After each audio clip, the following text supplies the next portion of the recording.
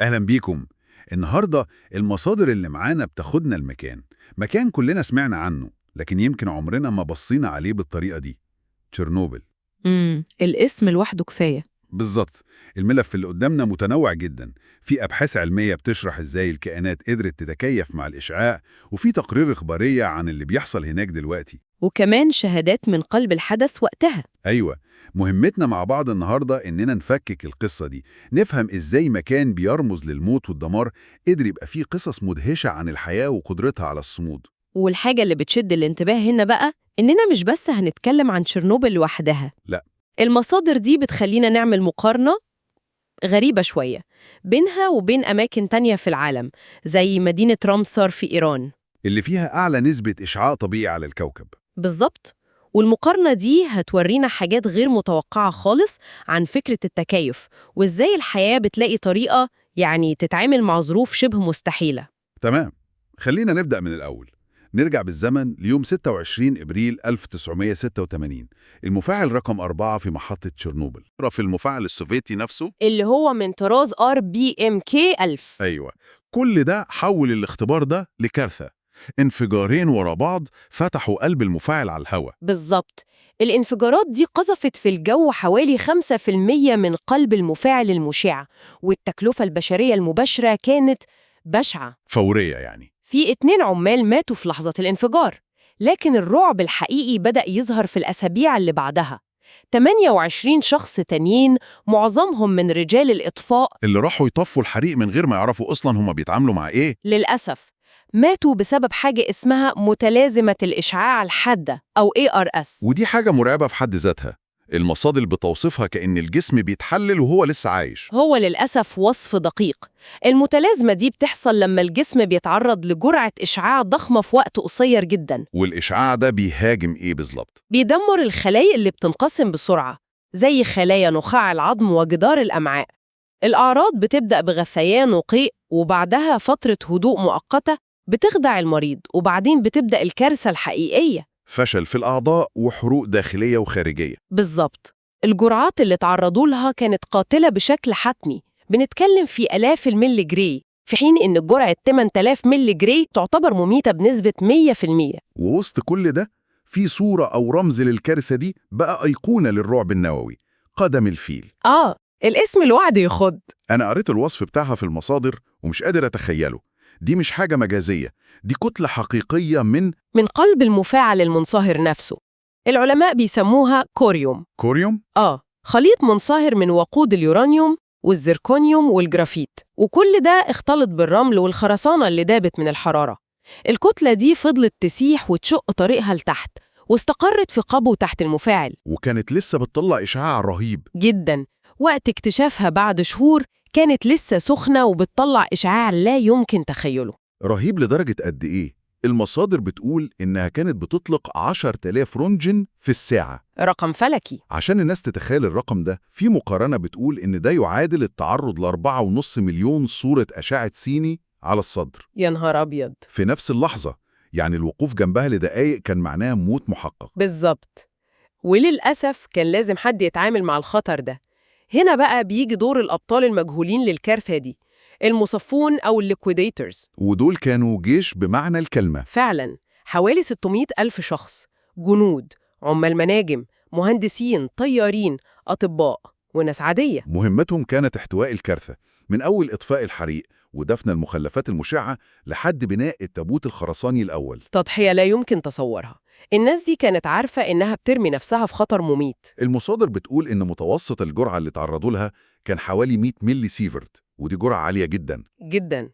لكن الأرقام عن عدد الضحايا منهم متضاربة بشكل كبير. إزاي؟ منظمة الصحة العالمية بتقدر إن حوالي 4000 شخص منهم ممكن يكونوا ماتوا على المدى الطويل بسبب السرطانات، لكن منظمات المصابين نفسهم في روسيا وأوكرانيا بيقولوا إن الأرقام الحقيقية أعلى بكتير. ممكن توصل لكام؟ ممكن توصل ل60 ألف وفاة. الحقيقة إننا يمكن عمرنا ما هنعرف الرقم الدقيق. دي مأساة إنسانية أبعادها لسه بتتضح لحد النهاردة. وبينما المأساة الإنسانية دي كانت بتحصل، في قصة تانية شبه الخيال العلمي كانت بتبدأ في الخلفية. قصة عن الحياة اللي فضلت هناك. مم. أنا بصيت في البحث اللي بيتكلم عن ضفادع تشيرنوبل السوداء. ده حقيقي؟ الضفادع هناك لونها بقى أسود؟ حقيقي تماماً، دي ملاحظة سجلها العلماء في منطقة الحظر. ضفادع الشجر الشرقية اللي عايشة جوه المناطق الملوثة لونها بقى أغمق بكتير وأحياناً أسود تماماً مقارنة بنفس نوع الضفادع اللي عايشة بره المنطقة. طب إيه التفسير؟ أكيد الموضوع ده مش صدفة يعني. لا طبعاً مش صدفة، التفسير كله في صبغة الميلانين. الميلانين اللي هو زي اللي في جلدنا؟ بالظبط، هو نفس الصبغة اللي بتدينا لون بشرتنا وشعرنا واللي بتحمينا من أشعة الشمس. اللي اكتشفوه إن الميلانين ليه كمان قدرة على امتصاص وتبديد الإشعاعات المؤينة. يعني بيشتغل كدرع واقي. بالظبط، درع واقي على المستوى الخلوي. اللي حصل ده مثال تكست بوك على الانتقاء الطبيعي السريع. اللي هو البقاء للأصلح. أيوة، الضفادع اللي كان عندها ميلانين أكتر بالصدفة كانت محمية بشكل أفضل، فقدرت تعيش وتتكاثر وتورث الصفة دي لأولادها.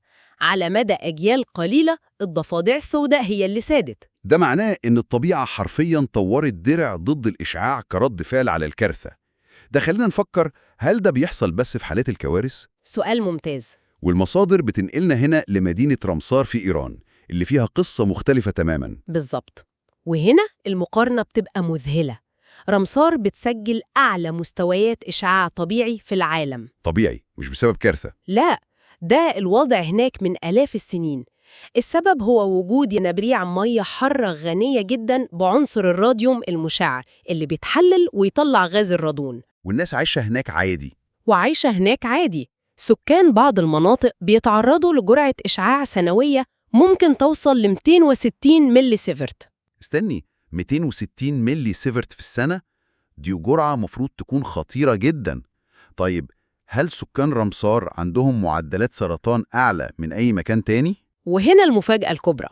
كل الأبحاث فشلت في إنها تلاقي أي دليل قاطع على زيادة ملحوظة في معدلات السرطان بينهم. غريبة جدا. والأغرب من كده، لما العلماء أخدوا عينات دم من سكان رمسار وعرضوها في المعمل لجرعة إشعاع إضافية، اكتشفوا إن خلاياهم عندها مقاومة أعلى للإشعاع.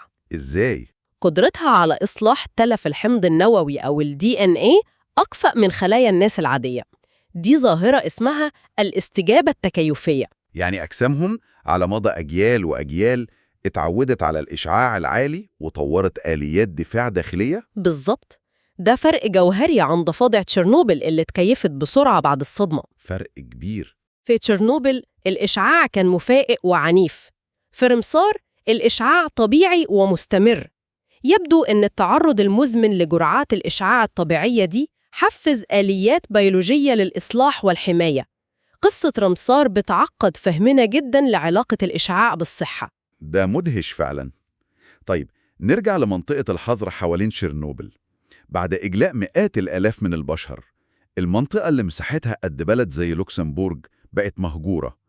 التوقع وقتها إنها هتكون صحراء نووية ميتة. بالظبط لآلاف السنين. إيه اللي حصل على أرض الواقع؟ اللي حصل كان عكس كل التوقعات. بمجرد ما الإنسان اختفى، الطبيعة رجعت وبقوة لا يمكن تصورها. منطقة الحظر النهاردة تعتبر واحدة من أكبر وأغرب المحميات الطبيعية في أوروبا. الحياة البرية ازدهرت بشكل مذهل. استني، أنا مش قادر أستوعب دي. يعني المصادر بتقول إن مكان حصل فيه أسوأ كارثة نووية في التاريخ بقى مكان آمن للحيوانات البرية؟ ده كلام عكس المنطق تماماً. هو فعلاً عكس المنطق. إزاي الإشعاع ممكن يكون أقل ضرراً على الذئاب والدببة من وجود كام مزرعة أو طريق؟ سؤالك منطقي جداً، وهو ده اللي حير العلماء لسنين. لكن دراسة مهمة اتعملت في 2015 استخدمت كاميرات مراقبة ووصلت لنتيجة صادمة. إيه هي؟ مفيش أي دليل على إن الإشعاع أثر سلباً على وفرة الثدييات الكبيرة. الدببة البنية اللي كانت اختفت من المنطقة رجعت. أعداد الذئاب أكبر ب7 مرات من المحميات المجاورة غير الملوثة. 7 مرات؟ الوشق والموز والخنازير البرية كلها بقت حيوانات شائعة. التفسير الأقرب هو إن الضغط المستمر من النشاط البشري، الصيد، الزراعة، تدمير الموائل، الإزعاج، كان تأثيره السلبي أكتر من التأثير السلبي للإشعاع المزمن.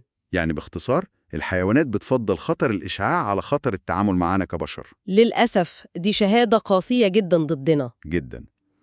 بس أكيد الموضوع مش مثالي 100%، يعني مفيش أي آثار سلبية خالص للإشعاع. لا طبعا الصورة معقدة. في أبحاث تانية لقت إن في انخفاض في أعداد بعض أنواع الحشرات والطيور في المناطق الأكثر تلوثاً. كمان لاحظوا طفرات وتشوهات في بعض النباتات، خصوصاً أشجار الصنوبر في الغابة الحمراء الشهيرة. اللي تحولت للون الأحمر الصدأ وماتت. أيوة، بعد ما تعرضت لجرعة إشعاع هائلة. فالتأثير السلبي موجود، لكن النتيجة الإجمالية المدهشة هي صمود الطبيعة وقدرة النظام البيئي على التعافي لما بنسيبه في حاله. قصة صمود الطبيعة دي مذهلة، لكن القصة البشرية لتشيرنوبل ما خلصتش في القرن العشرين. المصادر اللي معانا بتنقلنا فجأة لسنة 2022. للأسف، وبتحط تشيرنوبل في قلب صراع دولي حديث. في 24 فبراير 2022، في الساعات الأولى من الغزو الروسي لأوكرانيا، القوات الروسية سيطرت على محطة تشيرنوبل.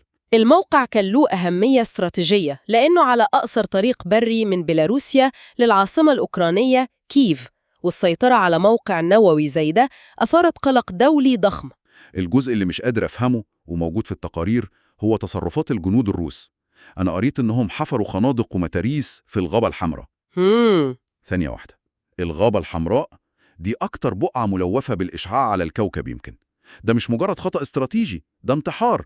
إزاي ممكن حد يعمل كده؟ ده اللي العالم كله سأله، تصرف لا يمكن تفسيره بالمنطق. حفروا خنادق وعاشوا فيها من غير أي ملابس واقية. وكده هم قلبوا التربة الملوثة. بالظبط، وأطلقوا سحابة من الغبار المشع في الهواء اللي بيتنفسوه.